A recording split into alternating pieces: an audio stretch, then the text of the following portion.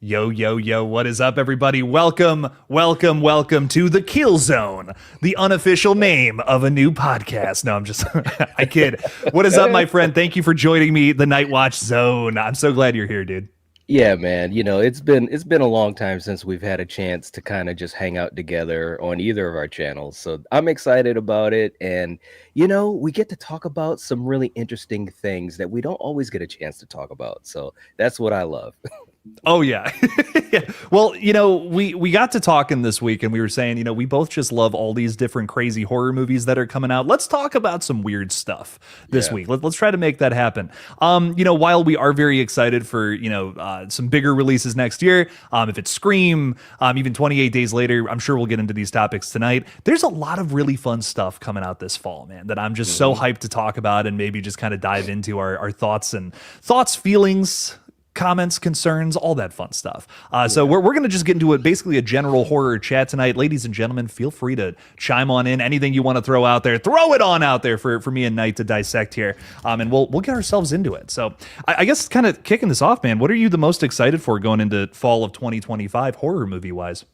Well, there's just so many things that kind of pique your interest. You know what I mean? Like even things like Shelby Oaks. From Chris Stuckman, who, I've been a fan of his for a long time. And I've tried to kind of stay a little bit away from the hype and everything. I even waited to see the trailer. Like it came out and I think I waited like at least a week or so just to kind of, just kind of go blind. But I'm really curious to see how that all shapes up. You can't forget about things like Black Phone 2. Yeah. I mean, I've said it to some of my viewers. This could be like the beginning of something really special.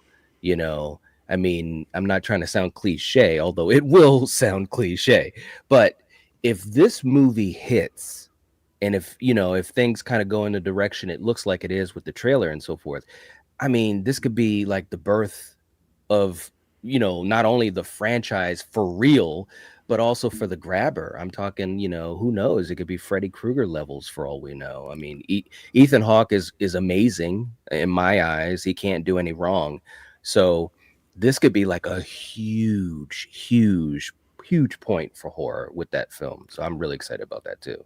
I really hope Ethan Hawke grabs somebody and yells, "Welcome to prime time, bitch," and then smashes him into a TV. I don't know why. I just thought that might be cool, So. That would be a meme forever. Could you imagine that? Yeah. Yes. Dude, I love turning the grabber into Freddy Krueger. Like, I just, Right? it's unapologetic. I feel like the way they're approaching it. They're like, yeah, fuck it. We're making a Nightmare on Elm Street movie because, Yeah. I mean, if you look at the Black Phone, it doesn't need a sequel, but like, this is our excuse essentially to make new Nightmare flicks because the rights are in rights hell, basically. Yep. Okay. Like, I'm not complaining about that. But yeah, let's go. Freddy Krueger, but it takes place in like a winter set, Yes. summer camp. I'm like, yeah, I'll take that all day, baby. So Yep. I'm with you. I'm so excited. I think this might be a big surprise. I think so too, man. And there's this part in the trailer where what is he skiing or skating or whatever it is? Yes, Bro, there's this movie, old school movie. You knew I'd probably do this, but there was this old school cheesy 80s horror movie slasher called Stage Fright. Had to have been like before 84, I'm pretty sure. I did a discussion on it a long time ago on Slasher Movie Club. And there's this scene where the killer, who has on a different type of mask, is literally on skates. And I was getting those vibes. It's probably totally not on purpose, from the filmmakers and so forth, but it just reminded me of that. And I'm just like, we need this in horror. We got art, and that's great, but as much as I love art, and I know you love Art the Clown. I do. which I'm on board with you, man. You're the conductor of that one. But he is awesome. But he's not as accessible, to the big horror audience. You got to be like down and dirty and gritty and love the gore and appreciate the practical. Whereas something with like Black Phone 2 and The Grabber, this could be awesome, guys. Like I said, we could be watching the birth of another great franchise, just like we saw with Terrifier. Absolutely. And I think that would be, pretty sick. We've talked about it before on the page about like, well, could there be a Black Phone 3? And I'm like, it all depends on where this one's going.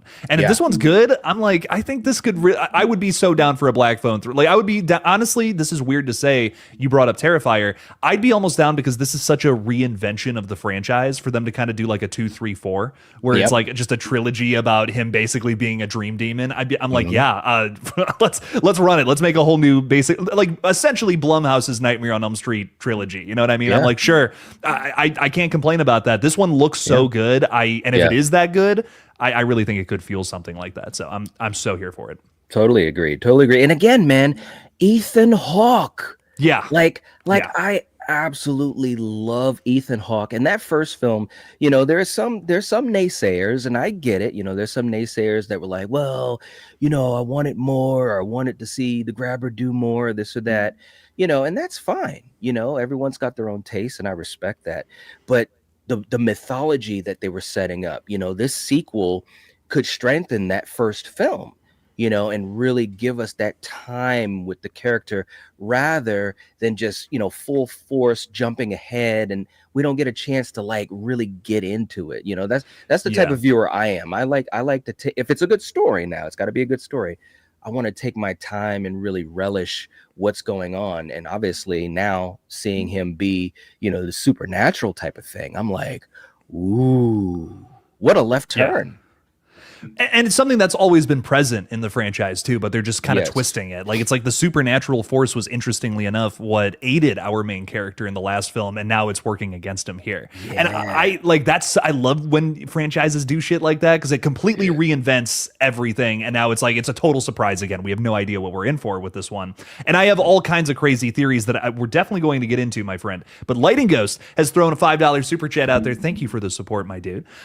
Saying, are y'all seeing the Long Walk this weekend? Are you excited for that one, man? Bro, Mark Hamill. Look, man, I'm old school. Luke Skywalker, like being all batshit crazy and like people getting aced out right and left. Yeah, I'm super excited about it. And it's funny because my brother talked about the Long Walk with me years ago, actually, probably when I first started doing YouTube, and I didn't know the story. I had never read the story. He did, and he kept raving, and you got to read it. You got to read it. Of course, I wanted to, but never did. So when I first saw the trailer and heard about it coming out, I called up my brother. He's like, I told you, you got to see it. Blah, blah, blah. So yeah, I'm really excited to see it. Hopefully, I'll be seeing it this weekend on Friday. That's my hope. But I'm super excited. The trailer looks fantastic. You've got and I forgot the actor's name, but from Romulus. David Johnson, yeah. Yes, and I hear that he's fantastic in it. I loved him in Alien Romulus. Who would have thought, number one, we could get a great Alien movie at this point, and number two, to have an android, because I've enjoyed almost pretty much all the androids in the Alien films, but to be an android and still have some freshness, like he had something he added to it. You know what I'm saying? He was different than Bishop or Ash or Call or even David. And I'm like, this is awesome. So I'm excited to see him in it, and Mark Hamill. I really am. I couldn't stress that enough. I think he was like the standout in my opinion from Alien Romulus. Everybody was good, but like him and Kaylee Spaney were just fantastic in that film. Yes. Honestly, I'd even go so far as to say two of my favorite characters from the franchise, which might be a hot take, but I totally agree that David Johnson, like he brought this different energy to the role, and like his, playing this android that was almost like, broken down, wasn't all there, and like that's so relatable. I feel in a lot of ways, you know what I mean? Like, and I think it was just so like you rooted for him. You're like, I know he's not real. I know he's not really a person, but I feel so bad for this guy. I care more for him than anybody else on screen. And I loved that, the way they were, because also the other thing too is Aliens' history with androids is they're typically, most of the time evil. You know what I mean? Yes. Especially in like Prometheus and Covenant. I couldn't remember it. Yeah, like we just went from that to this, and it's like, I mean, it's night and day. You know what I mean? To go from one to the other, and I just, it worked really well for me. David Johnson's character was awesome. I'm sure he's going to be great here though as well. if you've never read the story, I think something I love so much about The Long Walk, and I'm sorry, I'm just sucking all the air out of this conversation. Apologies, but to bring it back to Long Walk, because if I start talking about Alien Romulus, it's going to be a whole thing. But Long Walk, what's so cool about it is it's just this event from this point of view, and you're learning all these things about this crazy dystopian world that we're living in. And I think the movie's going to do that really well because it's almost like a muted perspective, but you're learning so much about this world, about how like crazy and fucked up it's become. And a lot of it revolves around this event. I'm so excited to see what they do with it in the form of a film because it's a great short story. I think it's honestly one of the scariest in a lot of ways from Mr. King, and I can't wait to see a full feature film of it coming from JT Molnar as well. Yes, yes, yes. I mean, look, man, the trailer alone, and again, I know there's a whole bunch of great trailers, and the movie sucks. There's a lot of examples of that. I haven't seen the movie yet, so I'll hold my judgment, but the trailer was able in that small amount of time to give you that punch, and make you feel like scared, like, oh, we gotta keep moving at this particular rate or else, and it's like, wow, it's such a simple concept. And I know there'll be some layers to it or what have you, like you were just kind of alluding to. But I like stories like that, where you just have something that, is just like weapons, not to change the story, but just like weapons. It's a very simple story when you really get down to it. But because it's so simple and lean and you can kind of just boom, get into it, you're able to have some of those layers, which really, when you're done with it, you're like, wow, there was a lot to that. And I really enjoy stories like that. And I think The Long Walk, obviously, from what I know of what it's about, and the trailer, I think it's going to be just like that. I'm so hyped for it. I've heard some theaters have treadmills. Did you hear about that? Yes, I'm seeing all those videos of people like on the treadmill for the whole movie. I don't. Yeah. I've done an hour on the treadmill before, and that was like I'm soaking wet, like with sweat. Like I can't even imagine going for a full movie. That's wild. But I definitely am seeing this. Hopefully on Friday, maybe at the same time as you, Night. I wanted to go tonight, dude, but the last time I worked all day and then went to go see a movie, I saw The Toxic Avenger, and like I was like fighting for my life to make it through the third act of that one. Great movie, but I was just exhausted. I did not give my full self to it, I feel. So I'm gonna wait till tomorrow to see this one. I understand that. Oh, yeah. But I'm really excited, Lighting Ghost. I'll hopefully have a review for this one later on this week. I also wanted to mention we have a lot of channel members here tonight. Thank you guys so much for your support. On Sunday for an exclusive video, I'll be posting a video. I'm going to Horror Hound in Cincinnati, which is really fun. Thank you to Paul, by the way, Mastermind Killer, if they're hanging out with us. Dude got me tickets because I said I couldn't go. That's how badly he wanted me to go to this. I'm crazy thankful for that. So I'm going to be making a fun little video there, and that's going to be a very special members video that drops this Sunday. Hopefully I'll have a Long Walk review too. I just wanted to throw out a little video schedule. I haven't had a video up in 2 days. People are like, is Jake dead? What's happening? What's going on? I kid. Lighting Gus, thank you for the 5, my friend. Really appreciate the support. We also have some folks talking about The Conjuring. I want to see The Conjuring and Long Walk next week. Did you see the new Conjuring flick? Not yet, man. And I am so dejected about it because I was going to see it. And my work schedule got all flubbed up. As you know, I've flipped my work schedule, so I'm not working at night anymore.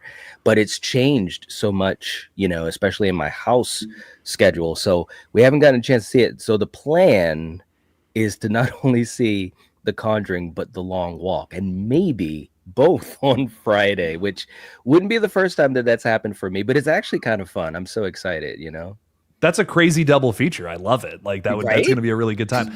I was, what I'll say about it without spoiling anything is I was pretty surprised. I haven't really enjoyed a lot of the Conjuring movies recently. Like I've been kind of rather disappointed with some of the latest entries, but this one was pretty solid, dude.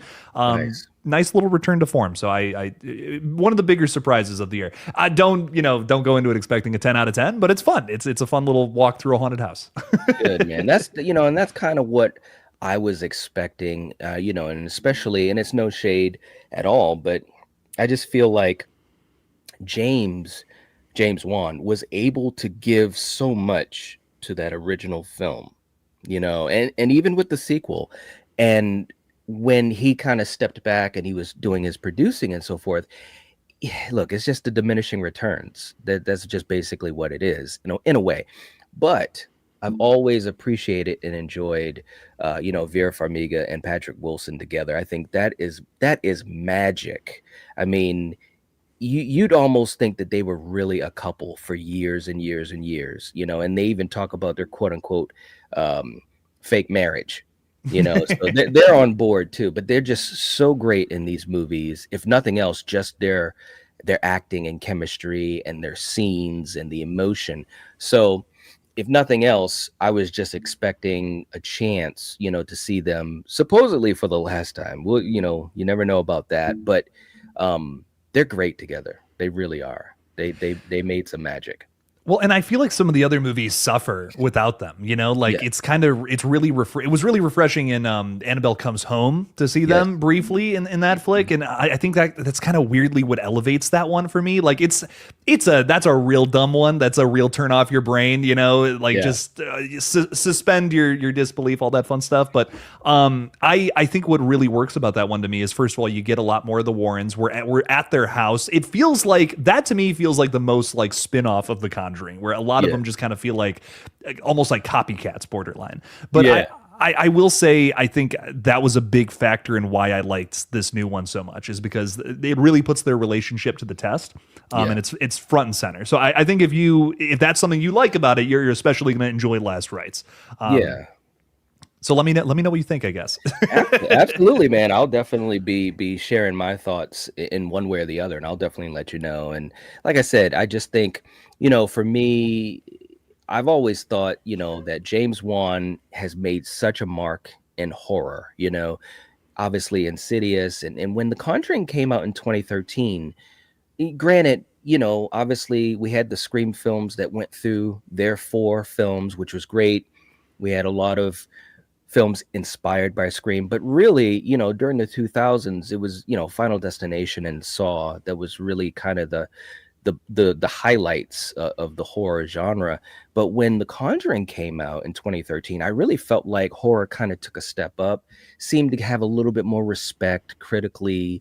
It wasn't looked down as much in a way, because now you had these seasoned actors, and you had this director with so much skill and flair and vision and ways of execution. So I think this franchise has been really good for horror, and I think it's very important for horror. So, I guess what I'm saying, not to sound mushy, but in a way, I'm kind of like, oh man, it's the final Conjuring movie. It's kind of like the end of an era. So it's just makes me think about all the moments, in the films where those two just were awesome. Well, don't get too sad, because they are making a prequel film that's already in the works. Now, Yeah. of course, because Yeah. you've probably seen it in the trailer. Well, do you want me to tell you something that's in the movie that's in the trailer, if you've seen that? Yeah, because I have seen I've seen the trailer. Yeah. So we don't know anything about this prequel film, whatever it's going to be about, but I will say there's a scene in this movie that follows a young Ed and Lorraine Warren with brand new actors playing the characters, which Yeah. that's been a major thing that critics have been saying, like really praising about the flick, saying like, oh wow, they were cast really well, they did a very good job at playing these characters. I'm really thinking it's going to be like the stories of young Ed and Lorraine Warren when they were just starting off, because we just follow them into the older part of their life, essentially. Let's go back and revisit maybe sometimes, well before that, because I think another thing that's great about The Conjuring is the period piece element. Like it's kind of refreshing to be like, oh, we're in the 70s or the 80s, with a lot of these movies. That's fun. Could we go back even further now with something that happened before the original flick? That could be fun. I mean, I'd be into it. I wouldn't be against it. Me neither, man. I mean, and it's a different. It's a horror. It's so funny we're talking about this, man, because I was just talking about this. It was either a Monday night or last week. But the thing about the Conjuring films, obviously, we have a lot of imitators, and we have the Conjuring universe itself, so that's fine. But this is a type of movie that really had kind of fallen off for a long time. When you think about haunted houses or ghosts per se, you know what I'm saying? Like in the 80s, we had a whole bunch of it. But once we got to like the 90s and the 2000s, it kind of it went through a phase just like slashers did. So for me, I've always liked this type of a story, especially if it's well done. So I'm all for it, going the prequel route, and as long as the story is halfway decent and we get some cool moments, I'm on board to check it out at least. Oh yeah, yeah. I feel like The Conjuring is just one of those franchises that you just can't kill. You know what I mean? Like Yeah. they could put that's one of those ones you could just put The Conjuring on anything. People are gonna watch it. Yep. I, It's made a lot of money. Dude, that new one just broke a box office record, Yeah. $194 million in one weekend. I mean, that's Yeah. unbelievable for a horror film. Like that's more than what most horror films make in their entire run, let Yep. alone a couple of days. That's insane to me. So, of Mhm. course they're going to make more. How could this possibly be the final chapter, you know? So, um, Right. I'm excited. I'm definitely excited to see what comes moving forward here. Want to say hi to some of our members who are rolling in, by the way. Samantha Robinson, hello. The cat says hi. Good. Hey. Hello, Samantha's cat. Jason Carpenter also with us, saying I did Jaws in IMAX. Oh God, I'm jealous. That's awesome. Have you Yeah. ever seen Jaws in the theater, dude? Dude, I wish I had I mean, it's still playing, so I still have a chance. They got the 50th anniversary showing, and I was saying to Corey and her, like, man, we got to go see this. We saw Alien in the theater when it had its Oh, dude. its what was that, 45th? And we saw, what else did we see? We saw, oh my God, we saw another, was it? Oh my God, I'll have to think about it. But anyways, we saw another classic film that had, that big anniversary showing. And Jaws, I love Jaws, and it's one of her favorite movies. You will not believe, I know I've told you this before, but some of these folks may not know at all. I have like 4 Jaws posters in my house, okay? That's how much me and my girl love Jaws. In the living room alone, we've got 2, you know, and they're right in between them is Red Right Hand, by the way. So you'd be Oh happy. no way. I'm serious. One of these days, I got to take a picture of it because I keep telling her, I'm like, Jake would love this, just to kind of. Well, it's a great poster, it's a great movie, but Thank you, thank you. yeah, absolutely, man. But yeah, we love Jaws, and I hope to see it. I really do. It's funny. I just saw. So I was telling you earlier. I've been chauffeuring my dad around lately because he doesn't have a car right as of at the moment. He literally, I pick him up from work and he's like, "Hey, The Thing is playing at our local Regal in 20 minutes. Let's go." And I'm like, "Yeah, are you kidding me?"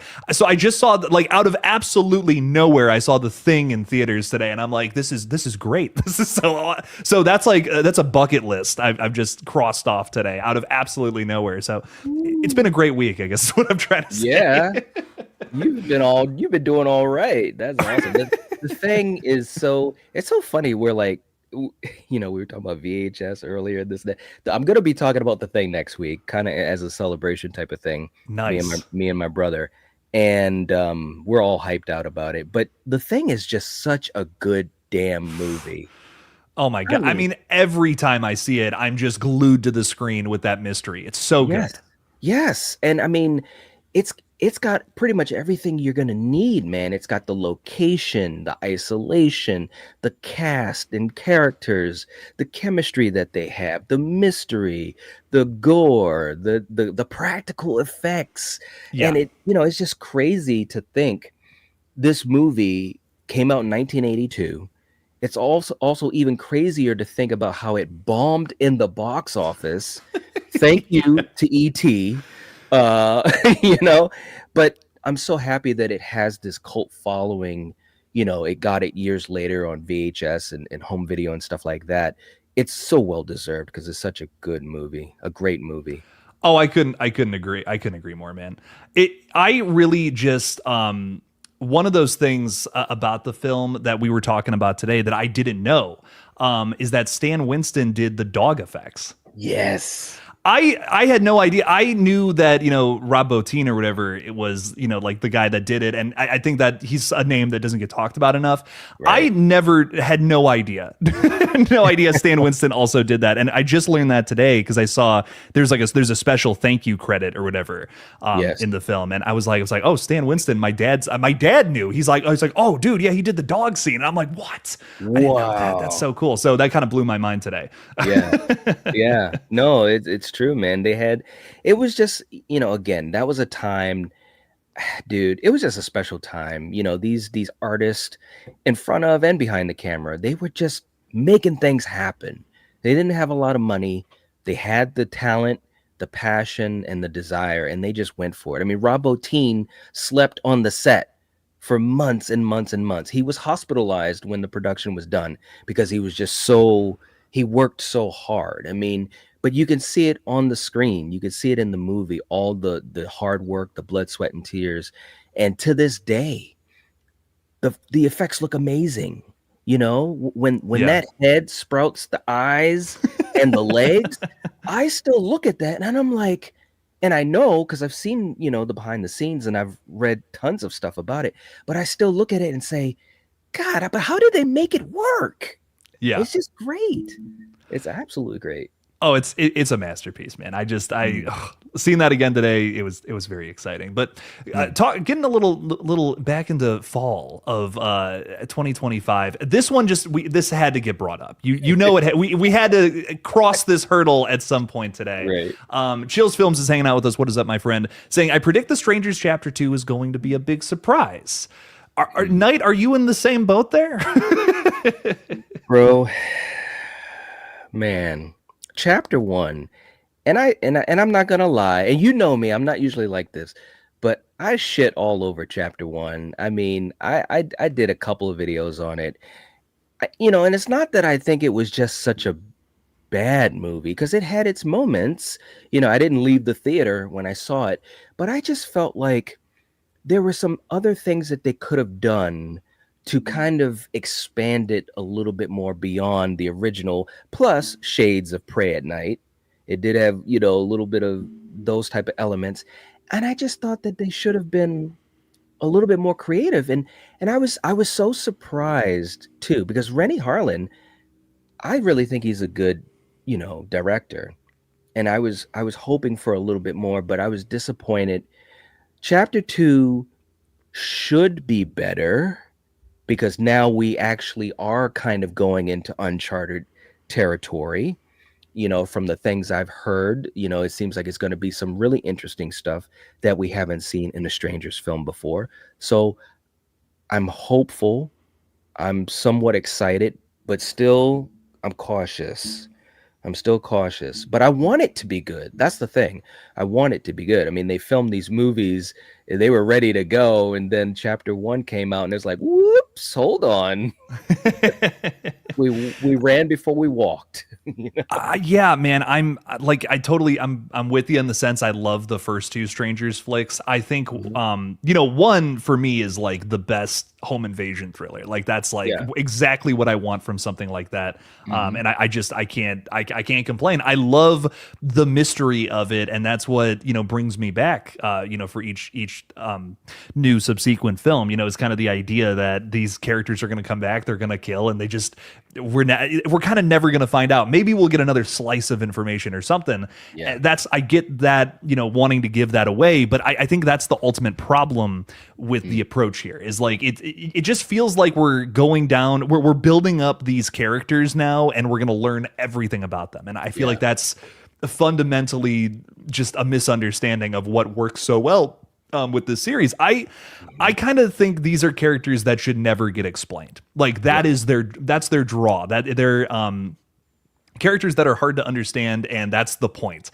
They're just killers. They're regular people who found spirit Halloween costumes essentially, and they're running around stabbing people. I mean, I think you can make the argument that the Strangers are iconic in a sense, but I mean, it's not the craziest design. It's literally just some masks you pull out of like the bargain bin of spirit Halloween, put it on with like tattered clothes. That's all it is. You know what I mean? And I think what makes these characters special is that not knowing who's underneath the mask. With Michael Myers, it's a totally different story. He is very mysterious still, but it's a different case by case thing. So, to me, explaining the Strangers is just taking the coolest thing away from them. You know what I mean? I don't know. Yeah. No, I absolutely agree. And I've said it many times before. Mystery is such a great thing when you're talking about, a horror film, and especially specifically talking about a villain. And every time, bro, I mean, I'm sure there might be one or two times it didn't happen, but pretty much every time a mythology or an origin was like super explained, it usually backfired in one way or the other. It either ruined what came before, as far as, like you said, with the strangers or Pray at Night, how we felt about these characters. It either ruins that, or it just makes it so it's like, well, like you said, I could just get these masks from the dollar store and rock and roll, but that's the magic of these characters, is like, why, who, those are the things that were popping in my mind with the original film, and even with Yeah. Pray at Night, and it's like, if we're going to do, and you mentioned it and I was thinking it, think about Michael, with Michael Myers, his mythology. To me, one of the best parts of it is that we don't know it all. Well, until Rob Zombie did his film. And, and there's a lot of divisiveness with that film because of that, or at least in part because of that. But I think a character like Michael or the strangers or what have you, they work best with the mystery. I don't want to know it all, because in my mind, I've created something that is actually kind of scary. So I'm totally with you in the sense that whatever your mind can come up with is always going to be scarier than an explanation. You know what I yeah. mean? Like I think Damien Leone just had a quote recently talking about Terrifier 4, and he was saying like the mystique of Art the Clown is like one of the biggest draws. Like, and he's like, I don't even think most people know that. You know, like the kills are great in Terrifier. That's awesome. Like I think that is the main attraction ultimately. But what makes the character work is the fact that we virtually don't know much about him at all. And Yeah. I think that's what's so cool. It's like, are we going to get a shred of evidence? Like mystery builds intrigue, and intrigue will keep your attention through many, many, many, many movies to come. If there's anything else to learn about a character by any means through a new story. And I think that the strangers before chapter 1 I think really had that down. But I think chapter 1, if there's anything that I did like about it, and there was something that I could see being better in chapter 2, was I did like our main characters though. I think Madeline Pesh was a really solid lead, and I'm excited to be following her again here in chapter 2. Hopefully that, and we can get some good kills. Yeah, man, that's the thing. We got to get some good kills. We got to get good setup for the kills too, because even in chapter 1, there were a couple of moments where I'm like, come on, guys, I know we've got to do some silly things to kind of keep the movie going, but let's not be that stupid. So I hope that the setups are going to be better and we get some good kills. And I do think Madeline was good in the role. And when I was watching it, when I got about 40% through it, and I kind of saw the writing on the wall, how we were basically redoing the old movie, that's part of what frustrated me too, because I Yeah. liked the new characters and I liked her, in particular. And I was like, oh man, come on, guys. Liv Tyler's already done this. Let's move forward, So I'm hoping that this next one will be good. I really am. Yeah, I'm excited. I'm weirdly excited to see it because I was talking about The Conjuring, not to bring this all back up again, but I was going into that movie with no expectations after kind of just being disappointed with like basically the last 3 entries. I mean, Conjuring 3, what is it? The Nun 2, and like Curse of La Llorona. I was bored to tears, man. I don't even think that's the last 3, but whatever. I was frustrated. I was like, I want a good jump scare or something in here, and I just feel like none of those flicks never really landed that. And then this flick was a big surprise. So, Strangers Chapter 2, the major advantage I think it has is that we're at rock bottom right now. It can't get worse than that, knocking on all the wood I can see in the vicinity. But we'll see. We'll see what's up. I hope it's better, man. But we've really only talked about a lot. We've talked about most of the September releases. I almost forgot about one. Do you have any excitement for him coming out with Marlon Wayans? It's funny you just said it, because I was thinking that myself. I'm definitely really excited. I've been digging the promotion and everything, and I think seeing Marlon in this type of role, It's always cool when you get to see an actor that you've watched for a long time, and especially in a different genre. It's always cool to see them branch out, and see him kind of be in this type of film with that intensity. I'm just like, man, I've got to see this. I really do. So yeah, I'm excited for him. I really am. Yeah, and early reviews are praising his performance, which like I Yep. know him as Shorty from Scary Movie. You know what I Right. mean? So like to see him play a serious role and for it to really work, I'm like Hmm. I'm in it. Okay, let's go, dude. I mean, Yeah. if this movie's good and then Scary Movie 6 comes out and knocks it out of the park, like it's going to be the Ooh. Marlon Wayans renaissance, baby. Yeah. So that nothing would make me happier. Yes, absolutely, man. And again, it's the same old thing that we've talked about before. Just like when you think about Jordan Peele, you know, comedians, they're so talented. You've got to have good timing. You've got to be able to, and sometimes with jokes in a small amount of time, tell a story. It's got to have a way to hook you and to have a payoff. And so when you have a comedian, especially with Marlon's talent, coming into a story with the intensity and these horror themes and all of that, it makes sense, but yet it's still kind of like, wow, that's really cool. He pulled it off. But I mean, we've seen this type of thing with other comedians going in other genres or in other roles, like I said, like Jordan Peele going into directing. I mean, this guy, his mind is just it's amazing for the genre. It really is. So yeah, I think him's going to be definitely, if nothing else, I think it's going to be interesting and be something a little bit different. And I'm Yeah. all for that. All for that. We've already had such an excellent year for original horror, and like if this is just another one, I'm gonna be like, I mean, nothing's gonna top 2025. There's been so many good like original horror movies. There's been some good Yeah. sequels too. Don't get me wrong. Loved me some Mhm. Final Destination Bloodlines. Yes. But dude, like between like Sinners and Weapons, I'm just like, what's gonna top that? What is gonna what else is gonna Oh. top that this year? Hmm. But I don't know. I've been blown away by a lot of the original flicks this year. I hope him's another one, man, because I this do is too. one that I feel came out of nowhere. It's Hmm. a horror movie about football. Like that is such Yeah. a weird that's a flavor combination I never knew I needed, and I'm Right. so excited. Like I think this is Yeah. gonna be really something original. Yeah. Yeah. Yeah. I mean, you look at the trailer. I mean, when I first saw the trailer, I was like, what the heck? Why hasn't anyone thought of this before? It almost seemed as Yeah. easy as 2 + 2 = 4. I'm just like, you got the intensity. You're going to have situations that could call for some really gross moments or gory moments. And it's like, bam, you get the right cast, the people behind the camera.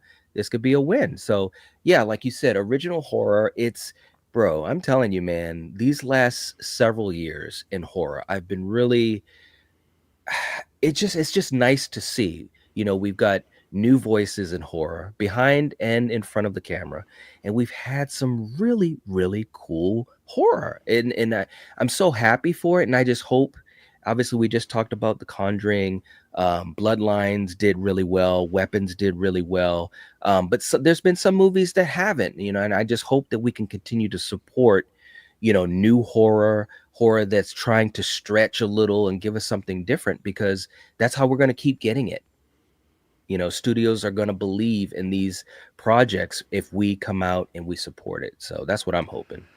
I am worried that the takeaway from something like Weapons or Sinners being successful, I hope the takeaway isn't, oh, we should make more, like we should make a Sinners sequel, or we should Yeah. make a that's what I'm so worried about, because like we're already talking about doing a Weapons prequel Yep. explaining, which if you haven't seen it yet, but explaining where the horror is generated from. Let's just say that. Hmm. And that to me is one of those things where I'm just like, maybe like it's allegedly based off of a deleted part of the script that does get into that, and they're like fleshing it all into some big thing. And it Hmm. did come from Zach Krager, but it's one of those things where I'm like, I think I can't see the movie benefiting from that. It's one of those Yeah. things where I'm just like, I like that that's all kind of mysterious. It builds on top. It actually, the lack thereof builds on top of what we already have. Hmm. I don't need it all explained. Not everything needs a backstory or a multiverse. Right, right. Yeah, some things can just exist on its own, and we were referencing Jaws earlier, and I guess there's this new Jaws exhibit in I don't know if it's the Fine Arts Museum or what have you, but celebrating 50 years. And Steven Spielberg went and checked it out, and he was being interviewed. I saw it on the Today Show this morning, and he loved it, and he was just talking about memories and all the things that we've heard about the production. And they ended it like they usually do, and they said, obviously there's been sequels, but should Jaws be remade. He was so quick. No. And I was like, exactly. Leave it alone. You know, sometimes you just, like he said, it came out at a certain time. It exists in a certain point of history in film, and that's where it is, you know? Yeah. And I think the same thing for, you know, like you said, with weapons. Do we really need a prequel? No, not really. You know, let's just have fun that we had this movie and it was great. And let's do other movies that are great like that are different.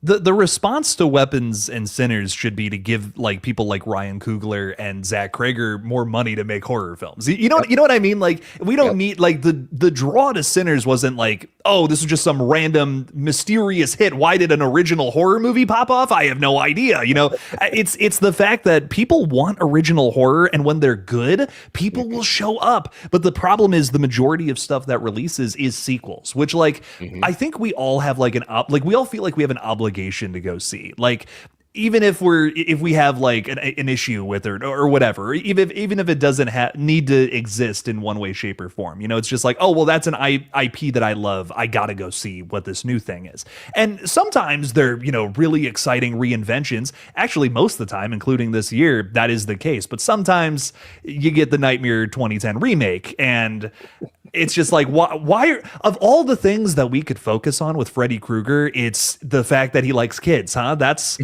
what we're gonna focus on. Oh, okay, Nightmare 2010, but 28 years later this year, I think. Did you like that one? Did you see that one? Yeah, I did. You know, I'm kind of divided on it. I think there was a lot of good stuff in it, but I felt like, I don't know, man. It felt like there was maybe like a special sauce that I was waiting to ingest that I didn't get. You know what I'm saying? Yeah. And I've only seen it one time.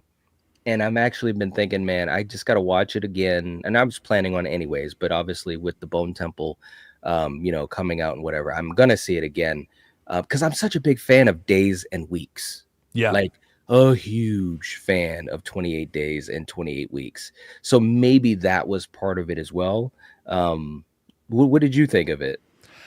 I'll be honest. The first time I saw it, I my initial reaction, which like you can even find on this page, like I actually filmed a short of, I was just like, I didn't know how to react. It was so out there. It was so not what I was expecting at all, you know, because I think I saw that trailer and I'm like, okay, this is going to be like kind of more similar to Days in sense of like tone and story, you know, like simple, apocalyptic, and dark and cynical.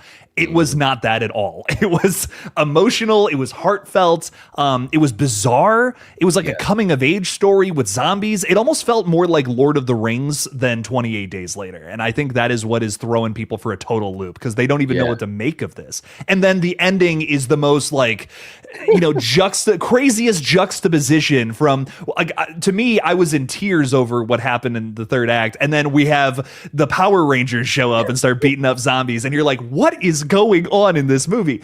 Right. But point being with it, first time I watched it, I didn't know what to make of it. I was like, that was like a flavor explosion of so many different things. I don't know how to feel about it. I saw it the second time and I think I got it. I think it made a little more sense. And honestly, now I haven't been able to stop thinking about it.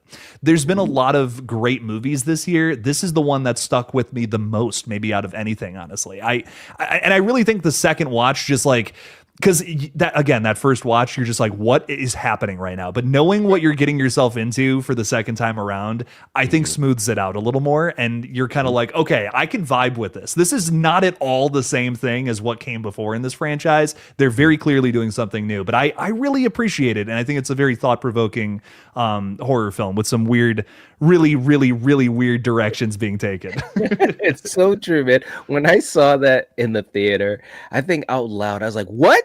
You know, like, yeah.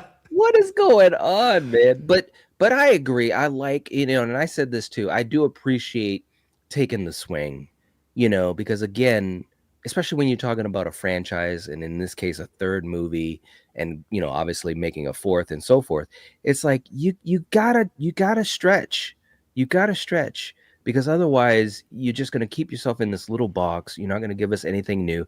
And since 28 Days and 28 Weeks, we've seen countless seasons of The Walking Dead, and we've seen all these other things. So you've got to try to find your own voice, especially in a subgenre that you helped to repopularize. So I appreciate the swings. I do. And I think that speaking of The Walking Dead, that was a big reason I appreciated this one. And then we'll get back to fall. Sorry, I'm all excited about 28 years later. I think what worked for me about this one is it could have just been a movie where it was just The Walking Dead, but the horror film essentially. And I think that's kind of what I don't know if I really wanted that after 12 seasons of that show and multiple spinoffs. You know what I mean? Because we just got so much Walking Dead shoved down our throats in the last like 15 years. I think what's nice about what they did with 28 years later is they just took a totally different and unexpected direction with zombies. You know what I mean? Because I know someone's gonna come into the chat and be like, they're infected. Yeah, I got it, but it boils down to zombies at the end of the day. And I think they did something really different here with that and took the franchise in a very unexpected direction, which I think is what we all want from franchises. We don't want to go into it expecting, getting exactly what we expect. And I'm just glad that they took the swing. I'm glad it was something that we couldn't predict. And let me just say, I second that. It's zombies, okay? I mean, it's the same setup, it's the same structure, and even I think it was Danny Boyle. He basically said, "Yeah, it's a zombie movie. That's what it is." They're not called zombies; they are infected. So that's the difference. But this is totally structured just like it was in 68 with George Romero's Night of the Living Dead. They're zombies, man. That's what it is. And I think they're like they're smarter than zombies. Like, I guess they're still like people, but just infected with rage. And I understand making that differentiation or whatever, but I just think that it's like, it just falls in the same category. We're not creating a whole new category for 28 days later, Right. I love it a ton though. I love all three of these movies. And I'm really excited to see what happens in Bone Temple next year. So that's going to be fun. Did you see the trailer for that one? Yes. I mean, it looks good, man. And again, even though when I walked out of the theater, I just had this, I was like scratching my head.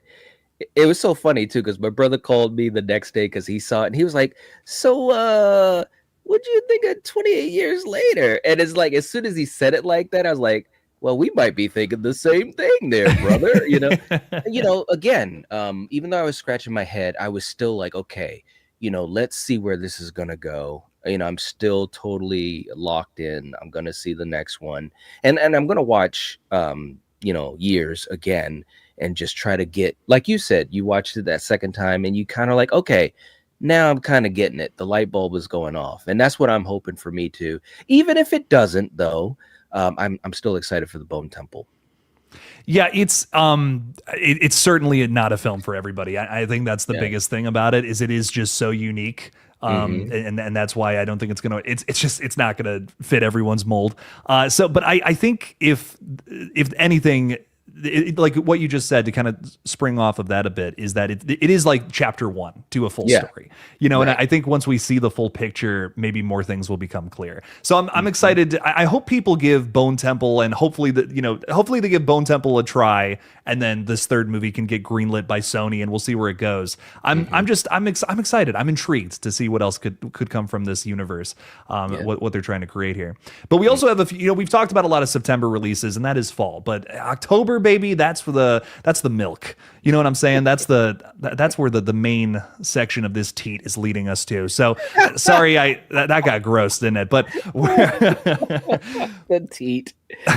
It's time for some teat. We're sucking down on this teat. We're getting all the way to it. But October releases, October 3rd, and this has been a hilarious little running gag on the page for a while now, is we've just been talking about October 3rd. Like 100 horror movies release on this day. I don't know if you know this night, but we have like one even got pushed. Shelby Oaks moved because they're like, fuck this, I'm not taking the competition.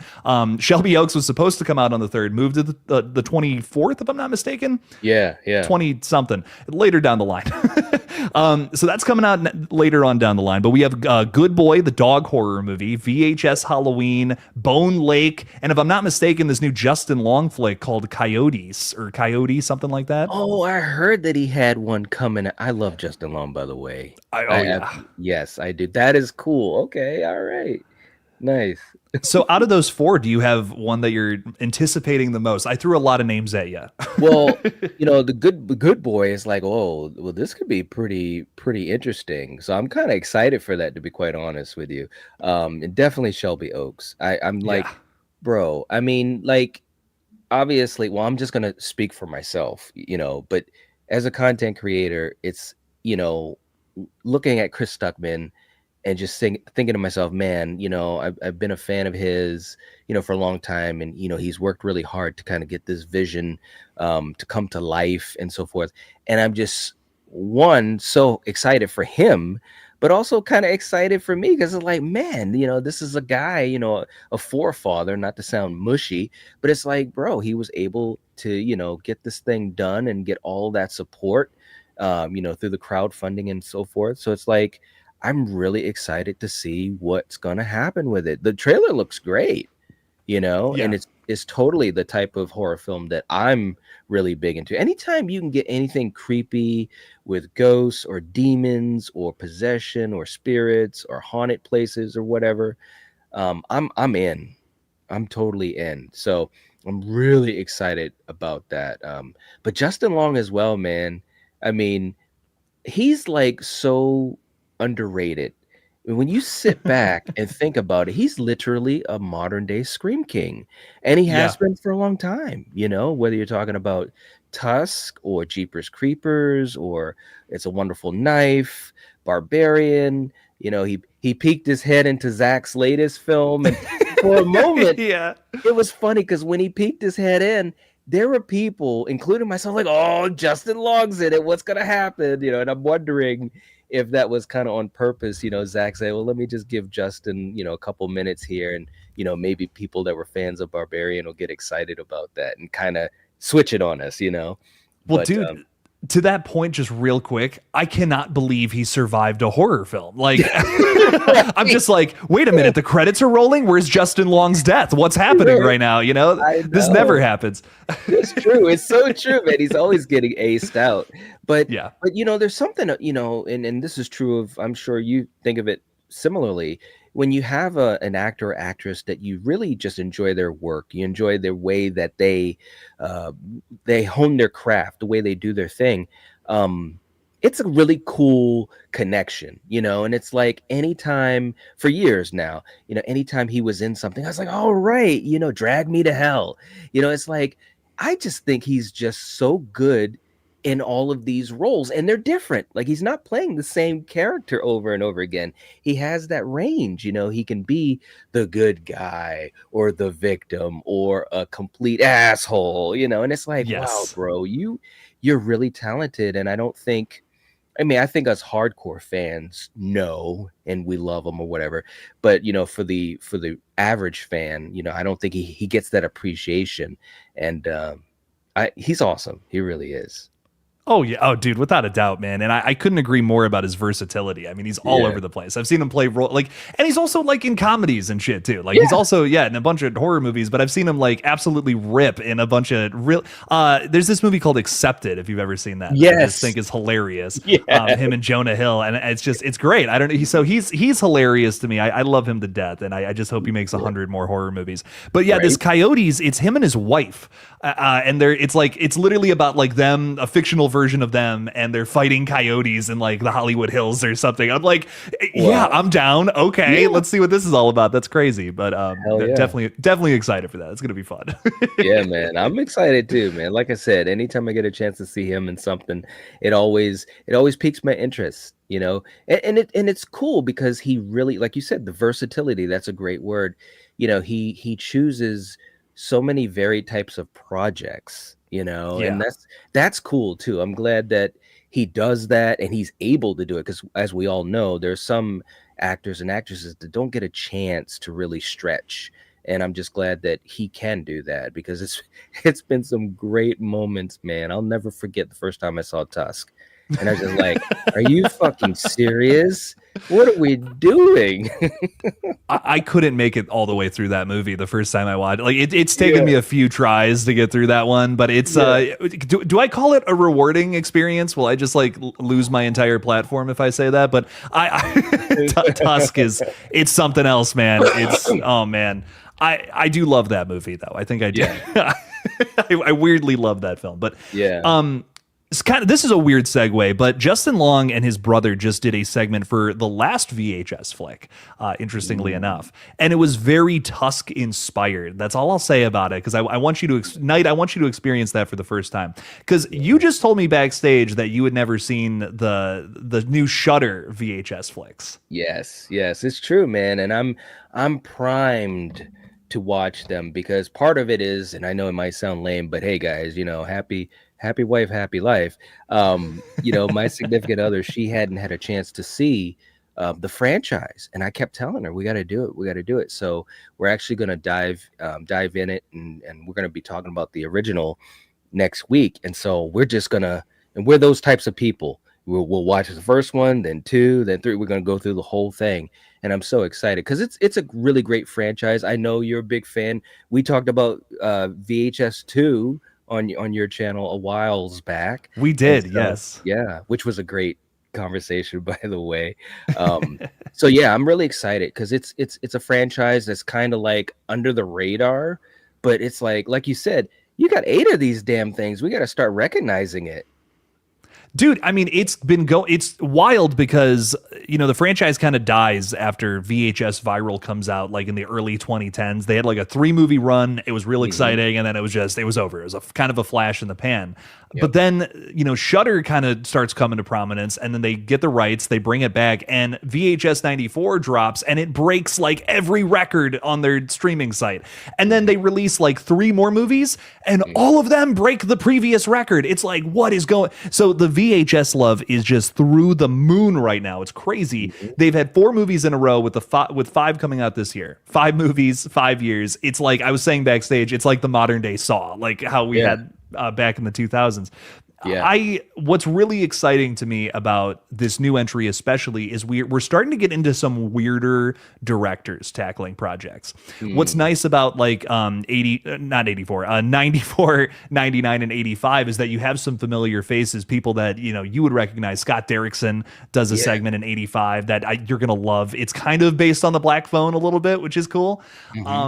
But now we're getting into like the weeds. We're getting into some weirder folks, and that has me like it's going to get even weirder, and that's what I love about this franchise for VHS Halloween. Do you know of Casper Kelly? This is a weirder name. No, I can't say I do.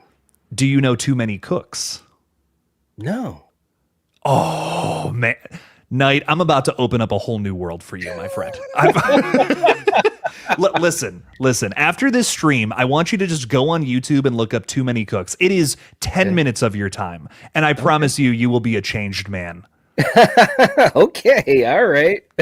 Hand over my heart, dude. I'll cue it up right now. All right, Too Many Cooks. Awesome. Okay, I don't even want to tell you anything about. Just watch Too Many Cooks and tell me that's not the most insane short film you've ever seen. But this guy, so all I'll say about it is it's a short film that premiered on Adult Swim in the middle of the night, all the way back in 2014, and it went viral because it is the weirdest thing you'll ever seen, but it goes so hard. So now this guy who's made all these weird horror short films for Adult Swim is doing a segment for VHS Halloween. And when I got the news that he was attached to the project, I was jumping up and down like the Cocoa Pebbles dude. You know what I'm talking about? I was like bouncing all over the walls. I destroyed my apartment. It was amazing, but very excited. So that's a really exciting thing too. And the Wreck movies, the record zombies running around. Yep, I love those. Guy that did those movies also attached to this new one. So ooh, that's gonna be nice. It's gonna be sick. I like that. That's gonna be nice. Yep. I can't wait, man. Like I said, and when you started talking about it, I was like, yeah, this is definitely the person to be talking about VHS with because and I already knew that you loved, the movies in the franchise, but seriously, it's like we said backstage, and for you guys watching, just to give a little bit of that type of transparency, we were just talking about how we love a lot of different horror, and some of which doesn't always get the love that it should or that it deserves. And again, this is a great example. So for me, I'm going to have a handful of movies that are going to be brand new to me. And again, with VHS, you get so much variety because you got all of these artists coming together, and I think it's fantastic. Oh, dude, and that's like the best part about it. It's just Mhm. a sandbox, is what the whole franchise is. It's like all these people who are familiar faces and some new up and comers just being able to kind of do whatever they want for like a little 15-minute segment.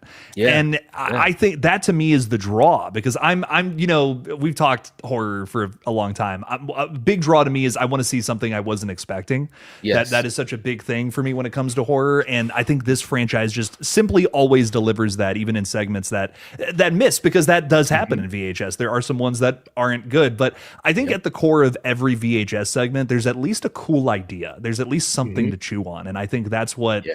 again, is just a draw to the series for me. And I'm assuming Halloween is going to be the same thing. So I'm really excited Yeah. for that. Well, yeah. I mean, and, the other thing about it too is, I mean, it's basically still got that same type of vibe from great examples of the past, whether it's Twilight Zone or Outer Limits or Tales from the Dark Side, Creep Show. I mean, I love these types of movies because each segment is just something different, and it's like I don't know what to expect, because it's not like it's a sequel or a franchise or something that was remade or redone. So Yeah. it's like a new present to open each time, and it's fun. It truly is fun, and I hope it keeps going, man. 100%, man. I hope they make like 100 more. Erica's hanging out with us and she's got a piece out. Erica, thank you so much for modding tonight. We greatly appreciate your support. Thank you for being here. We will see you on the next stream. Thanks for hanging out with us. Appreciate you. Good night. Good night. Very good stuff. But we also have Good Boy, which is another one I wanted to talk with you about. This is such another swing of a movie. It's a horror movie focused on a dog. Yeah. This, to me, this is a brilliant idea. It's like, if there's any main character all of us are going to get on board and root for, it's a fucking dog. Right. Any excitement for this one? Let us know. Man, huge excitement because again, this is kind of like what we were talking about earlier, with these imaginative concepts, like a weapons or what have you. I mean, you've got this dog who's absolutely adorable. Who doesn't love an adorable dog, like you said? And it's like, okay, dark entities threatening his human, family or whatever. Let's go. I'm really excited about it, and dare say I think it's going to be awesome. I'm with you. I'm highly anticipating this one. I Yeah. think it's going to be awesome. Yep. Guys, real quick, I totally forgot, and at the top of the month I usually do this, but we have new memberships that I can gift. So I'm sending some of these out because I'm very thankful that you guys have been hanging out with us for a little over an hour now. So let's throw some of these out. I'm going to send out 5 and see who gets them. And again, what's really fun about being a member is you get a weekly video on the page. That's how intense and crazy I am. So Yeah. all kinds of extras coming your way, as well as some coverage of Horror Hound Weekend in Cincinnati this weekend, which is going to be fun. So Nice. who got some of those bad boys? That's going to Paul Bradley, a Troll Campbell, the Marvel Lord, Austin Ullman, and Connie Cleary. Welcome to the fold, fellas. Hell yeah, very exciting stuff. I thought I heard an owl for a second. I was like, woohoo. I was like, oh, where's that? No, I'm just kidding. Where the hell are the owls coming from? Oh my god. Why is there no horror movie owls? That's something I just thought about. All right, dude. Now hold on. So I'm gonna. I wish I could show you the clip because I've got it as a clip. There was this movie that was called. Oh, what was it called? I think it was called Stage Fright, if I'm not mistaken. The killer wears an owl mask, bro. Oh, no way. I kid you not. If you look it up on YouTube or whatever, you'll see a clip of it or whatever. But it's not a bad slasher. It's old school, again, campy, cheesy, 83, something like that. Yeah, it was pretty good, but he's got a friggin' owl mask on, and I'll never forget just seeing that image of an owl killing people. It's like, what is going on? I think owls are such cool creatures, Oh yeah. Oh, without a doubt. I've seen those like TikTok videos or whatever where like they're walking around in the dark and they look like monsters. Like they're kind of scary, but like I'm so fascinated by them at the same time. Yeah, I yeah. kind of want one in my house, but I'm also terrified of that scenario at the same time. But Right. Jason Carpenter, this is so cool. A member for 31 months. That's so Halloween. I love it. Jason, you're bringing the right kind of vibe to this stream. I'm just loving it. 0% chance Weapons gets topped this year. Saw it 3 times in theaters. It just got better on every rewatch. Jake, Halloween Ends still rules. I love that. So wow, so much to dissect, right? Yeah, just that's all I got for that. So much to break down here. So weapons night. We've kind of talked about this. You were really digging that one. Oh hell yeah, man! It was just so good. The way it was set up. I think that the characters were interesting, and the way that the everything was kind of weaving itself together. Like as the movie was going on, I just remember thinking, okay, all right, and then I get even more invested, and then I'm like, okay, all right, and the mystery of it, it just kept getting better for me Yeah. anyways, you know what I'm saying? And you had that great cathartic release at the end in the finale where all types of things are happening, not to give away any spoilers, but I just thought it was fantastic. And Zach is very gifted. I'm really excited that the movie did well and that he's getting acclaim for it, because that means that he'll be able to do other projects. This is exactly what we saw with James Wan and Jordan Peele and Robert Eggers. So I'm all on board with Weapons, and I can't wait to watch it again. As a matter of fact, because I've got it streaming. And I'm like, man, it's time to watch this thing again. I've already seen it twice, so I'm ready to see it again, to be quite honest. I'm so jealous of both you and Jason here because I only got to see it in the theaters like once. And this was one that like the moment I left the theater, I'm like, I gotta see that again. Like, dude, that was what.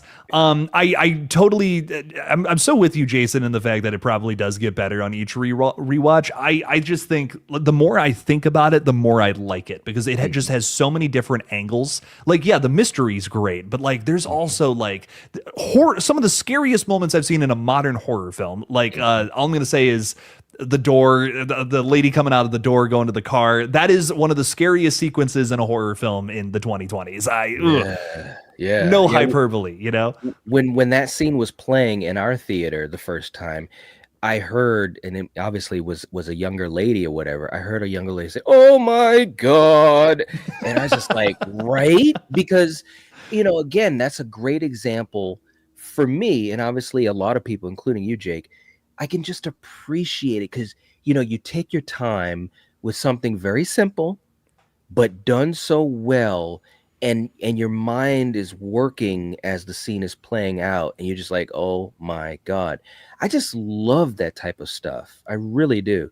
And yeah, that was definitely a standout scene. It really was. Well, when Zach Krager described this movie as like, oh, it's going to be like an actor showcase, like comparing it to Magnolia, I was Mhm. like, that is so weird. Like, what? But now, like, watching it, I totally get it. Cause I mean, it really is like, when you break it all down, it's a lot of simple things working in tandem to be this like complicated engine of insanity. Cause Yeah. it has so many different facets and things that it's trying to do all at the same time. And it all totally works Mhm. because you do have that base of these phenomenal performers, Julia Garner, Josh Brolin, Austin Abrams, Alden Ehrenreich. I could go on. I mean, there's Yes, so many great Alden people in this. Ehrenreich, bro. I was like, all right, buddy. I knew you had it in you. That's awesome. He was great. He was great. I love Julia Garner, by the way, too. And I think this was a good, because she's done a couple of horror films, but I think that this was one where not only I thought she had a chance to really, kind of get into it, but it was also a very successful movie versus Wolfman, Yeah. So The I'm just comeback saying. for her, yeah, has been Yeah. insane. Like, dude, between like that's where she started for the wait. Okay, hang on. I want to take you even farther back than that, just real quick. Okay. Do you remember the Rosemary's Baby prequel she was in? Yes, apartment is it 7A or 8A or whatever? Yeah. Okay, look, All right, let me. I'm just gonna. Okay, Okay, hold on. okay, Hold okay, on. okay. No, defend it. I Defend it. Let's hear I it. Let's hear it. I do not. I do not want to get canceled on my good friend Jake's channel, but like and I've loved. It's getting hot in here. Sorry. I'm sweating. I'm just listen. Okay, all right. Let me back up even further. First of all, I absolutely love Julia Garner. Okay, Yeah. first time I really kind of got into her career was in Ozark, and I absolutely love that show. It's one of the greatest shows of all time, and she was phenomenal, like such a standout. The first time I saw her in the show, and she had, and we hadn't even gotten into a lot of the great things she would do in it. I was like, wow, that lady. Okay. So I'm just putting that out there. So when I saw the Rosemary's Baby prequel, I'm a fan of Rosemary's Baby. And as you know, I love slow burns. So even though I know that the movie wasn't great, okay, I didn't hate it. I didn't hate it. I'm not. I I'm didn't not. hate it. I'm not saying that I've watched it a bunch. I did see it twice. Oh, Um, oh. but I don't know. I just loved seeing her in it. I don't think it did her as much justice as it should have, for her talents as an actress.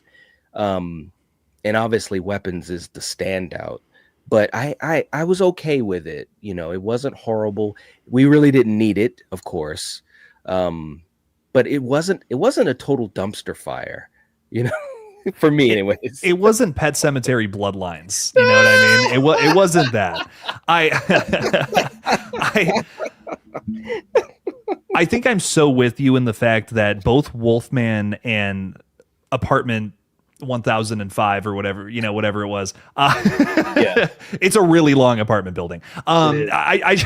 I just feel she was miscast in both of those roles. Like I don't Yeah. feel like that actress worked really well there, where I feel the exact opposite about Weapons. Like I Yeah. couldn't see anybody else playing that role. And I don't know if you saw, I don't even remember who it was, but like there was a totally different lineup of people who were supposed to be in Weapons, but couldn't. Yes.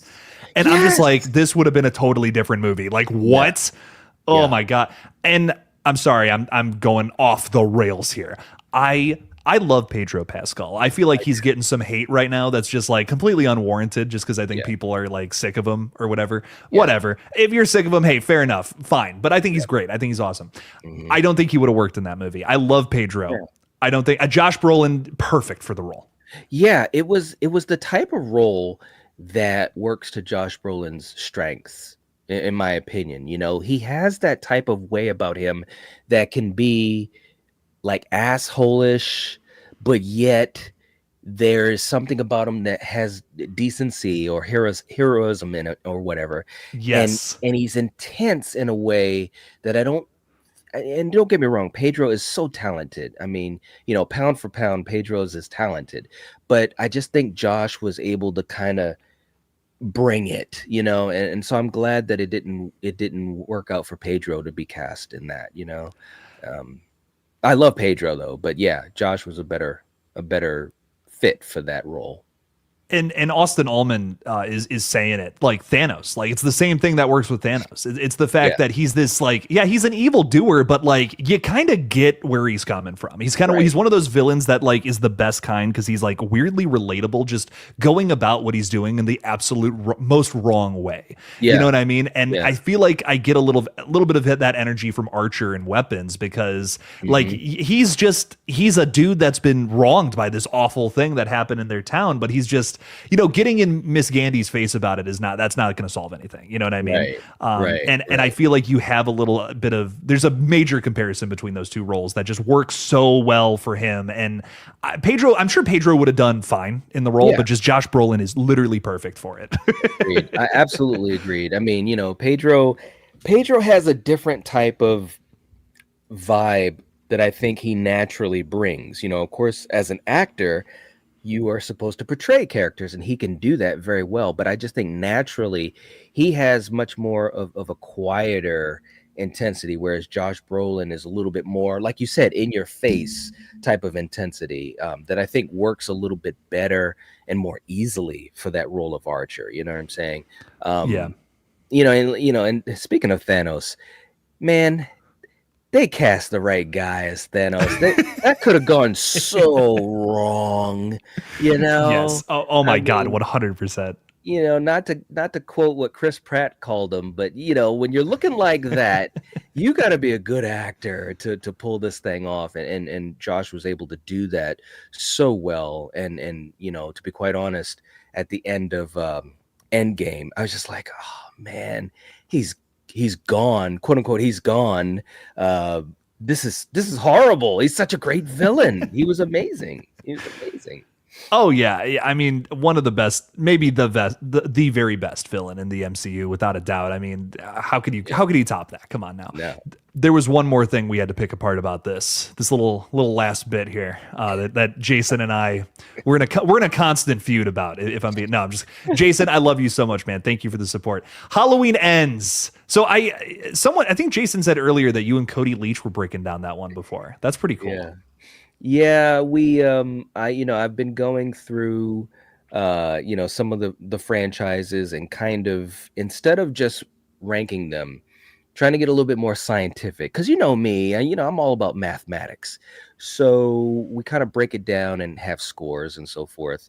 And so we did that for the Halloween franchise and stuff. And I'm working on some other franchises too. So you get ready for an invite, man, if you're free to do one.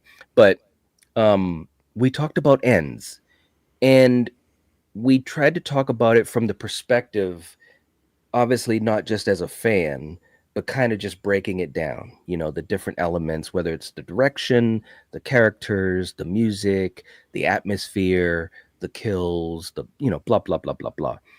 And when we did it that way, we realized that it wasn't the absolute dumpster fire that a lot of people felt that it was, including our good friend Fate. And don't get me wrong, I know it's not perfect, and it does have a lot of flaws and missteps.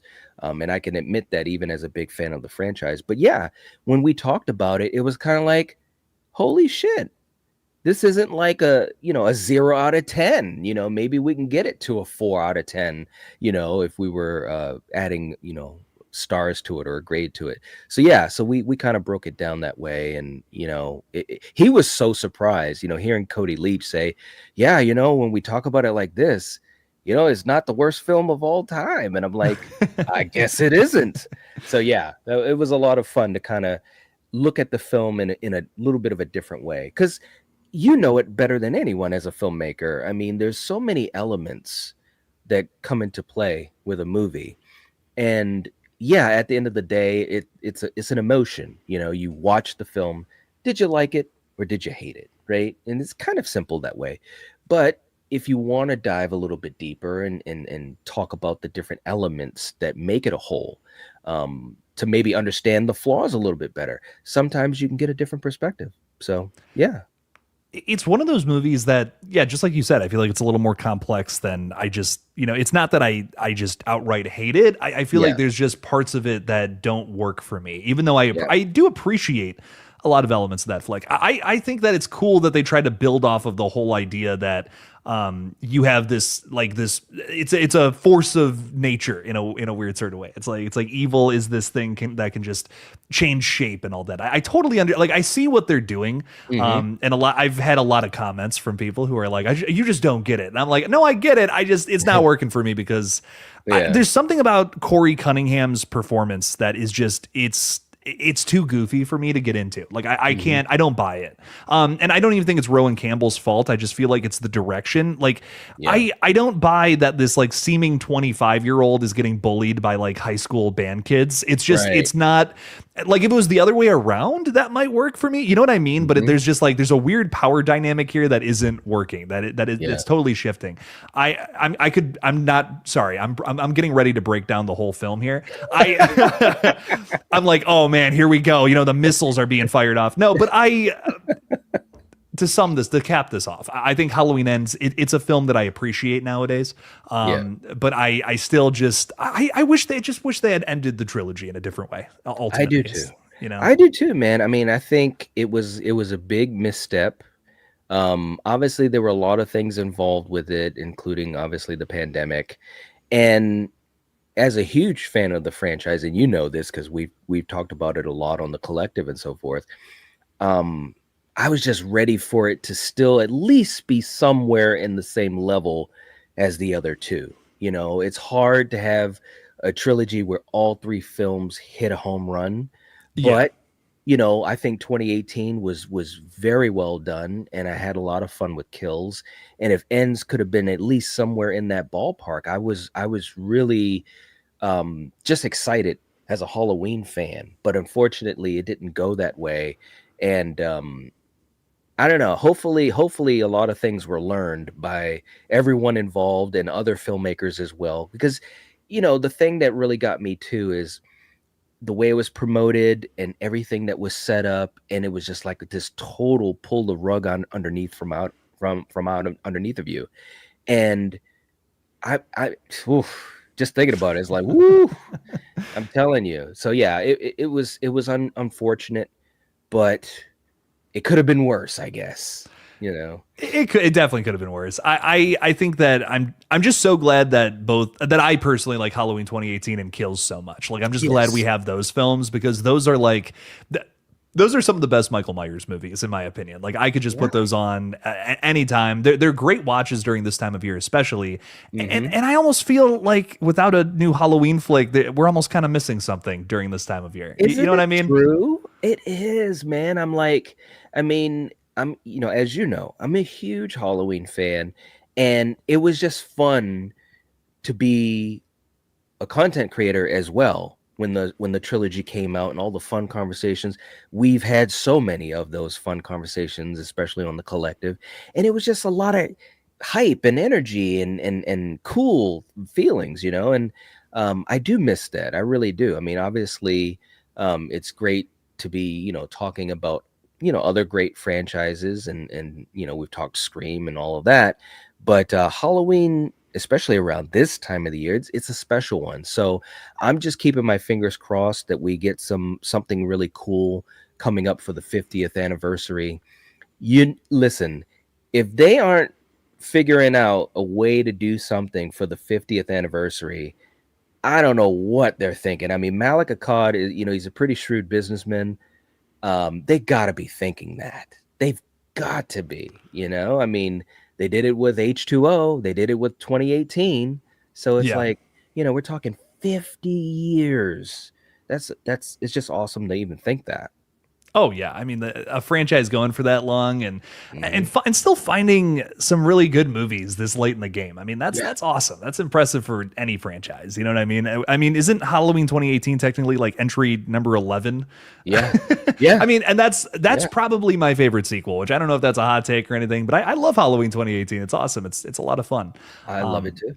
So it's cool. It's just cool to see this franchise still kind of prosper, Hmm. even if I wasn't crazy about the last entry. I mean, we got two that, in my opinion, were phenomenal. So, Agreed. and I know you and I both really like Kills. You know, Yeah. fate might disagree, but that's okay. That's all right. If he was at home right now, he'd be like, "God damn it!" You know. But listen, well, you know me because we've done it. I can talk kills for a long time. It was just a lot of cool elements in it. Michael, it was a Michael story, a Michael movie, and he looked great. He had great scenes, great kills.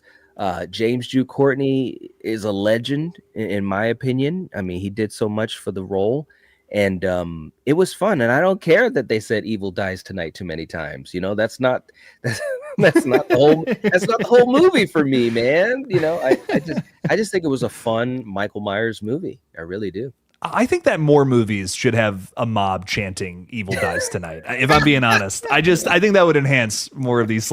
If Strangers Chapter 2 comes out and someone says "Evil dies tonight," I'll completely turn around on that trilogy. I'll be like, I'll worship at the altar of Rennie Harlan. I'll be like, you're a god. I don't even know. Right.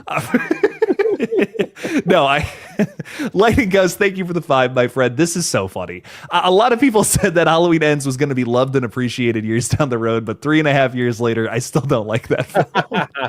Give it another 3.5, and then you'll Yeah. really enjoy it. Yeah, just Yeah. let's It's true. we'll come back to this in another 3.5 years. Yeah. I will say though, Knight, my initial reaction, unfortunately, one of the most viewed videos on this page, which I think is unfortunate. I was just real upset. I was not happy. I was just like, how did it's like that meme of, the dragon where it has like two heads and it's like they're ferocious and brutal, and then the last head is just like really goofy and derpy looking. I just that was my only thing. Like, I was seeing red. That's all I could think about leaving that movie. But I will say, years later, there's things I do appreciate about it, and one thing which we haven't even brought up yet is the score. I think the score, hot take, as a whole, the best of the entire David Gordon Green trilogy. Agreed. Absolutely agreed. I've got all of the soundtracks on my Spotify, and also have them on vinyl, and I can honestly say Ends is the best. I mean, they're all great, but I think Ends is the best. And I just remember being in the theater as I'm trying to absorb this weird take, for a trilogy ending film. But I loved the score. I was like, I was just really, really digging it. So, that's one of those elements that I think they were able to do so well through all three movies, but especially with Ends. I think it's fantastic, that score. John Carpenter, man, what can you say about him? I mean, it's just so cool. He had his heyday in the 80s, and so many great films. And now he's doing something else that he loves to do with the music, with his son and all of that. And I think it's great. If you ever get a chance to see any of his concerts, oh man, you can look it up on YouTube, bro. I would die if I could go to one of those, because it's so cool.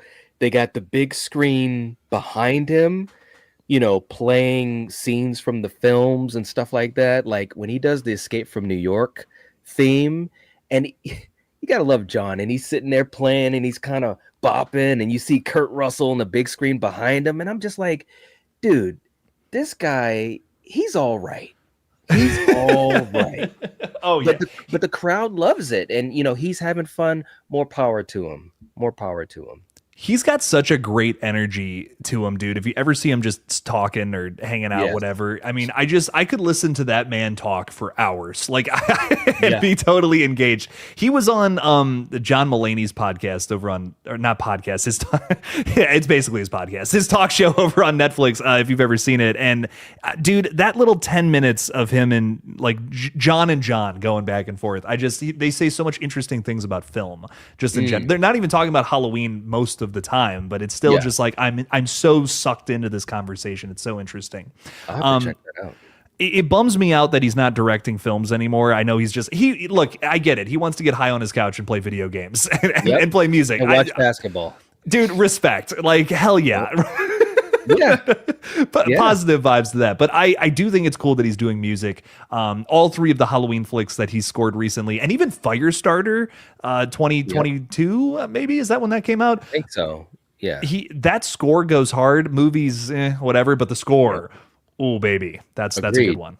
I absolutely agreed. Yeah, man. He's just, like I said, it's cool to see him still being creative and doing something that he enjoys and that he's great at.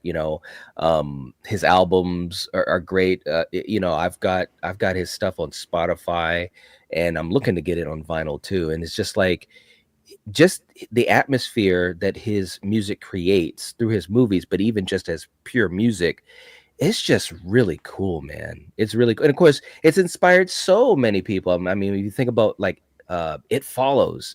I mean, bro, that was like some John Carpenter homaging all day. That music was just like, I remember first watching that movie, I was like, did John Carpenter do some music on this? What's going on? And then come to find out that was a huge inspiration. And I was like, yeah, I get it, But he's inspired so many people in the course of his career. He inspired James Cameron with Terminator in 1984. James Cameron literally said Carpenter was an inspiration, seeing what he was able to do with a small budget, creating such a stylish horror movie. And, James came from working with the Roger Corman days and in Yeah. production and stuff like that, doing Piranha 2, The Oh my Spawning. God, dude. Hell yeah. That movie's so good. I don't care what anyone says. It Love. is. Oh man. Jim Cameron, he knows what he's doing even all the way back then. Right, exactly. But he even said, back then, he said, Carpenter is such a huge inspiration, and that's what a lot of the real filmmakers want to do. They want to do something that's stylish like he did with a horror movie, and he had that inspiration in the Terminator, and you can see that in the film. Oh It's yeah. cool. Yeah. Oh yeah, John Carpenter, he's one of those like just masters of horror, but he's also just had so much influence on literally everything else. I mean, you wouldn't have the modern slasher wouldn't look the way it was without Halloween. Who knows what the face of sci-fi would be without The Thing Yes. or like They Live. I mean, oh Yes. my God, this guy, his influence just stretches so far. And if you think about it, he was really only making movies for like a much shorter time than a lot of the directors who are, some of our old school guys. David Yep. Cronenberg, for instance, is still making movies. He just had a Yes. movie release earlier this year. Yep.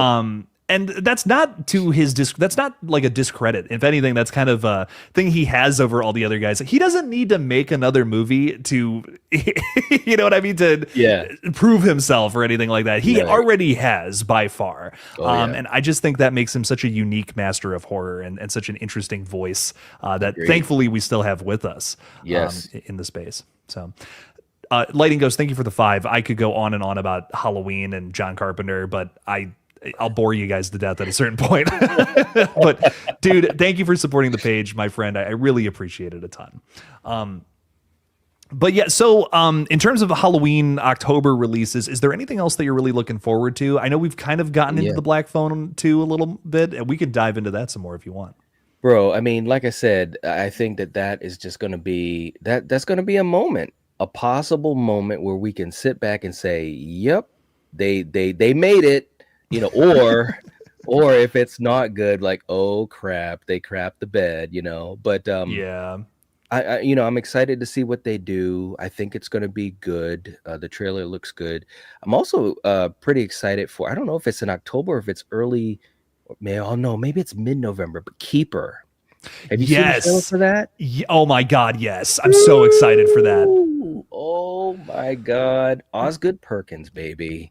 I Whew. don't remember who it was, but someone came into the stream the other day and like schooled me on that film. Like I was kind of talking about it and I'm like, "Oh, I'm excited for it, this and that." And someone had a theory that like melted my face. And I'm just like, "If you're right, that's going to be the coolest movie ever." Like what? Yeah. Boiled down, I'm paraphrasing. I'm actually in awe of this random. I don't even remember who it was, but whoever you are, I bow down to that theory. It was like the idea that both of these people have some dark secret that they're hiding from each other, and it's gonna come and just like destroy this relationship or end in them trying to kill each other or something. Yeah. That's what it boiled down to. And I'm like, if that's the movie, I'm gonna fucking lose my mind. That's the coolest idea ever. Yeah. And you kind of get a sense of that from the trailer that these characters both have something that's wrong with them. Yeah. And maybe they're keeping it from the other, Yeah. It looks. I mean, again, and let me just say, I am an Oz Perkins fan. Obviously the son of the late great Anthony Perkins. But Oz has, again, it's another example of these new voices in horror, and I think he has such a unique voice. Whether it's Longlegs or the Black Coat's daughter or the monkey. I mean, like when you watch his movies, you just don't know. You're like, okay, I want to go on a ride. Take me there, buddy. And if nothing else, I'm not saying everything has hit because it hasn't, but if nothing else, it's a very interesting ride. And I really like the way he taps into horror with these elements that are kind of like right there in front of you. Yeah. Like watching something like Longlegs, it's so right in front of you, just like in the freaking movie. Like Nicolas Cage was literally telling the whole world exactly what's going on, how it was going on, when it was going to go on. And I'm just like, at the end of the movie, it's like, holy shit, he already told us that's what's going to happen. But it was the way that the story was crafted. It was very interesting. Black Coat's daughter is batshit crazy. That's another I mean, very good one from him for sure. oh, bro. I remember hearing about it and I was like, yeah, yeah, yeah. I'm sure you do this too. I'm going to put it on my list. I'm going to watch it at some point. And I kept hearing people say, check it out, check it out, check it out. And when I finally did, and I'm an Emma Roberts fan anyways. When I finally watched it, I was like, ooh, wow. It kind of gave me a chill inside, and I was like, I like that, because obviously as horror fans, we are desensitized quite a bit, but I can still get creeped out and get that chill up my spine. And a movie like that did that for me. So I was like, okay, this director, he's got something good going on here. You know what's really interesting about that movie in particular is I saw that movie like when it like maybe a year or two after it came out, and I don't Mhm. even think I knew it was Oz Perkins, who he was. I don't even think I knew Yep. that was like, oh, the person directing it. Mhm. I want to revisit his first three movies that like didn't really get a whole lot of love, but then like Longlegs came out and he's like a name now, you know what I mean? Yep. I want to revisit those and just get a whole new perspective on them, because I remember liking Blackcoat's Daughter. I don't know if I was over the moon about it, but now I want to Mhm. watch it knowing his whole, knowing his shtick. I mean, you know what I mean? Yeah. He's got a thing that he brings to all of his movies, even though, like you said, they are all kind of different, dabbling in different genres and have different tones and vibes, whatnot. But really want to revisit those, because especially Gretel and Hansel, I think is what it is. Yeah. Yeah. That's I was so on the fence about that movie, because it is like gorgeously shot, like wonderfully directed and acted, but it's just got such a bizarre plot Yeah. that I don't know if I was totally in it to win it with that one. But I want to Yeah. revisit it. Maybe that one's fucking awesome. maybe I'm wrong about it, Exactly. No, that's actually one of the ones I want to revisit too. And then the other film, and I forgot the name of it. I think it's the oh, I the am the pretty girl thing in this that house, or something like yeah, that, in the right? house or something like, yeah. And that actually was if I'm not mistaken, it was released before Blackcoat's Daughter, but Blackcoat's Daughter was shot first or something like that, like a flip Oh, flop. okay. I didn't Yeah, know yeah, that. yeah. Yeah, so I definitely, wanna check that out because I haven't seen that one yet, and like you said, Gretel and Hansel, I wanna kinda absorb that more. It was definitely it was definitely something, and I was like, "Okay, wow," but I wanna revisit that as well, and, I like artists like him. He just has an interesting voice. It's a unique voice. And when I saw the trailer for Keeper, I was like, all right, let's get ready to go down that road again with Osgood Perkins. I'm in for it. I also, before we wrap up this conversation, I've done a 180 on Long Legs. It's a masterpiece. I was wrong. I'm just gonna say it. Like, I'm just gonna be so real. I've seen it a couple times now, and I'm like, okay, this is good. This is really good. I don't know what the hell I was Nice. thinking, but I'm glad. I needed you to know that. Yes, well, and it's funny because we just talked about it the other night on my channel, and I've talked about it a couple times, and you got there's some people in the chats that are kind of like, yeah, it was okay, or it was a little overhyped or whatever, and I get that. That's anytime a movie gets successful, there's going to be those that say, it wasn't that great or it wasn't the best thing ever, and that's valid. But man, when I first saw that film in the theater, wow, just It wow. was. I've had an emotional roller coaster of an experience with that flick. I've been all over the Mhm, place with it. Like, I don't know if I loved it the first time. I loved mhm. 90% of it, and then that ending kind of hits, and you're like, "What? Like, why are we approaching it this way?" You know what? I'm done being a dick about it. It's great. I don't give a fuck. Rock on, Osgood Perkins again, worshiping at the altar and all that. Lighting Ghost. Thank you for the 5, my friend. Really appreciate it again. Saying, would y'all rather be trapped in the further or the upside down? That's a good question. Ooh. Ooh, probably the further, I guess. I don't know. I mean, I guess, well, we know, in the films that, you can kind of, you can hang out in the further for a little bit and kind of do what you got to do. The upside down, man, I don't know, man. That's crazy. I think I'd go with the further.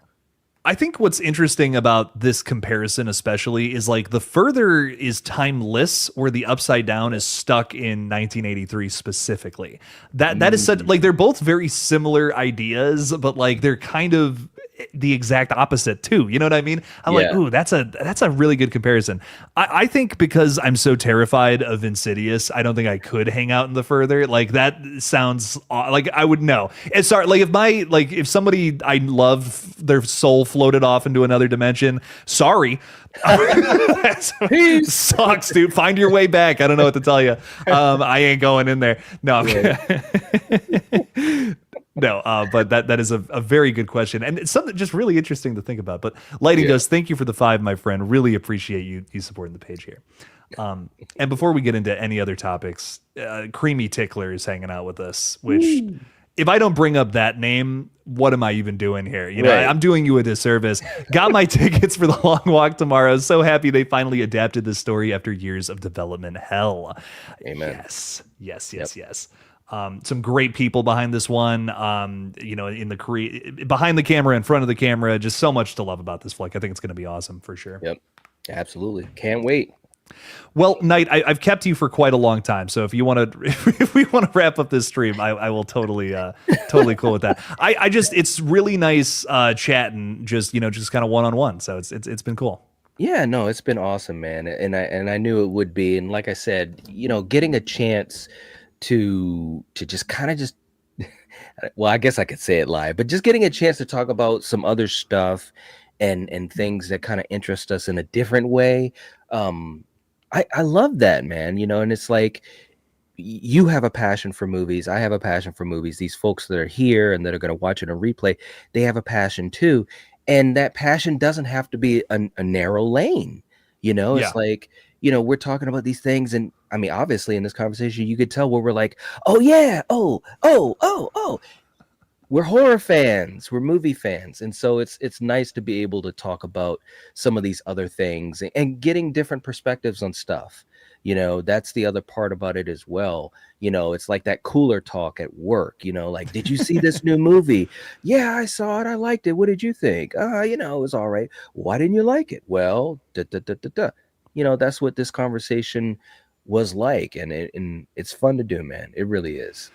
Yeah, and we are just so grateful for the Lethal Collective and everything going on with that, and it's always great talking about the Scream franchise. But we were kind of getting into it before. I would hate to talk about it so much to where it's just like we have nothing else to talk about with that. You know what I mean? That would bum me out because I think I was also telling you backstage. I was just like I go we'll talk about it to death, and then I'll go and put on those movies, and I'm like, this is so good. Like I understand why so many people want to talk about this 24/7.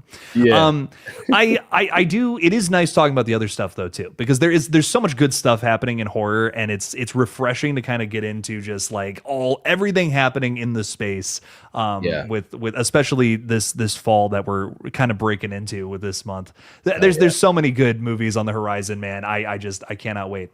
Last question: if you had to pick one from this fall that you're the most excited for, what do you think that would be? Oh, geez, man. Okay. It's tough, man, and I probably could change this on the flip of a dime. Keeper definitely has a lot of my curiosity for sure. But Black Phone 2, man, I think I'd have to pick that one, at least like right now in this moment, because of what it could mean, not just as a great movie, but I mean, we literally could see this ascend, I mean, you think about like Dream Warriors, right? Like when that hit, it was over. It's like, yep, Freddy is a thing. Freddy is going to do everything, and horror was better for it. You know what I'm saying? And it's like with this film, if it's as good as we all hope, and it maybe as it could be, it's just so exciting. So I think that's the one I would pick, is Black Phone 2.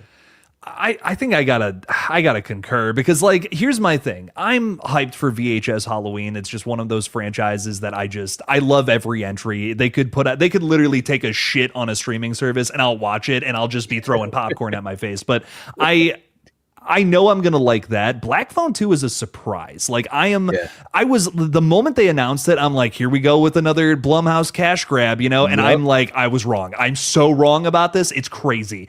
This looks so good. This looks like the greatest idea for a sequel. Like I don't know. I really hope it's good because Yeah. I can't help but build it up in my mind as like this is gonna be the in a violent nature to Friday the 13th, but for Freddy Krueger. You know what I mean? Right, Like they're going to right, kind of right. just do their own thing with the same tools from that toolbox and Yeah. create a fresh story. So I'm so excited for Black Phone 2, dude. It's going to be Heck awesome. yeah.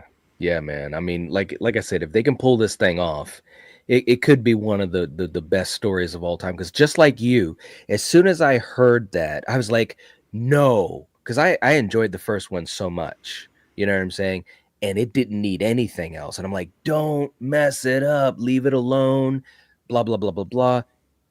And then I saw the trailer, and I'm like, oh, okay, we've got some room to breathe here. I like this. So yeah, this could be absolutely amazing. If it's good, this could be something I know for myself I'll be talking about for a long time because it could really be the beginning of a new era, obviously for this franchise, but also for horror. It really could. Oh, without a doubt, man. Yeah. Knight, I just want to thank you so much for coming on the page tonight. It means the world to me, and I am so excited that we're kind of going to start doing this like every Thursday, bouncing, flip flopping between pages. So, ladies and gentlemen, if you want to hear us talk some more horror next Thursday night, 7 p.m., go to the Night Watch Zones channel, go subscribe right now, and then this time in exactly a week's time, we'll be talking some more horror. It's going to be fun. Heck yeah, man. I'm excited about it, and I think it's gonna be an absolute blast. Hell yeah, dude. Absolutely, dude. Again, just thank you for coming on, man. And it's always a pleasure talking horror with you. Hell yeah, man. Always. Hell yeah. Good stuff. Ladies and gentlemen, have a very fun and safe night. Enjoy the long walk this weekend.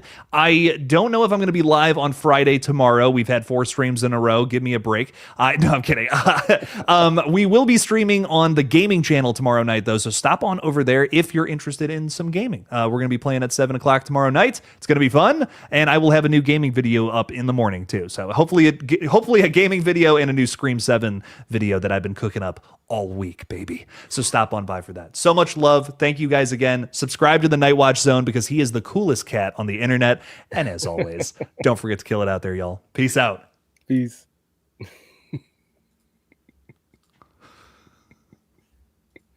I hit the wrong button. Shit.